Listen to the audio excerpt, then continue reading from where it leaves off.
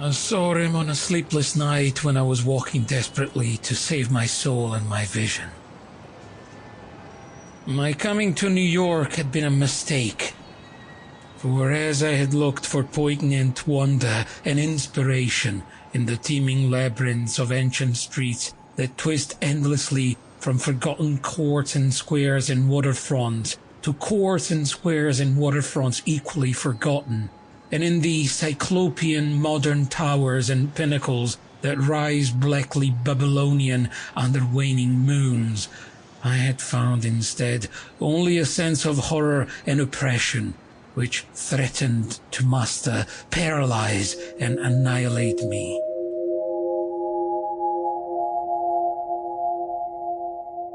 The disillusion had been gradual. Coming from the first time upon the town, I had seen it in the sunset from a bridge, majestic above its waters, its incredible peaks and pyramids rising flower-like and delicate from pools of violet mist to play with the flaming golden clouds and the first stars of evening. Then it had lighted up window by window above the shimmering tides where lanterns nodded and glided and deep horns bayed weird harmonies, and itself become a starry firmament of dream, redolent of fairy music, and one with the marvels of Carcassonne and Samarkand and El Dorado, and all glorious and half-fabulous cities. Shortly afterward, I was taken through those antique ways so dear to my fancy, narrow, curving alleys and passages where rows of red Georgian brick blinked with small-paned dormers above pillared doorways that had looked on gilded sedans and panelled coaches.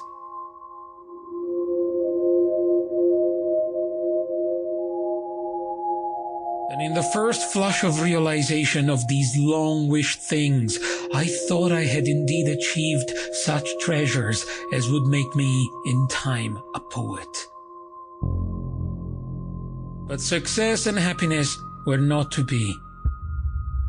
Garish daylight should only squalor and alienage, and the noxious elephantiasis of climbing spreading stone where the moon had hinted of loveliness and elder magic.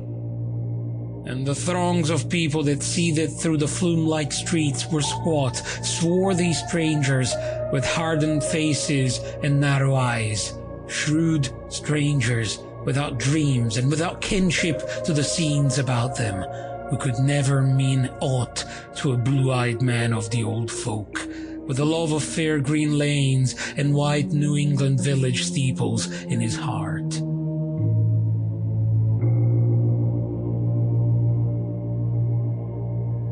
Instead of the poems I had hoped for, there came only a shuddering blankness and ineffable loneliness.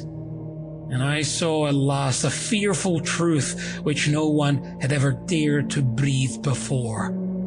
The unwhisperable secret of secrets, the fact that this city of stone and strider is not a sentient perpetuation of old New York as London is of old London and Paris of old Paris,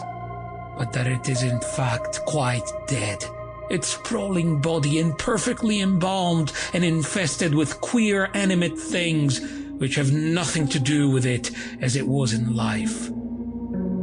Upon making this discovery, I ceased to sleep comfortably,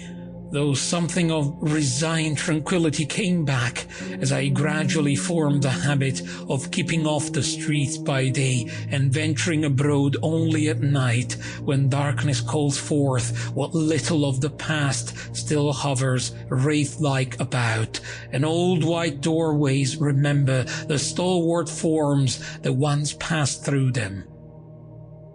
With this mode of relief, I even wrote a few poems, and still refrained from going home to my people, lest I seem to crawl back ignobly in defeat.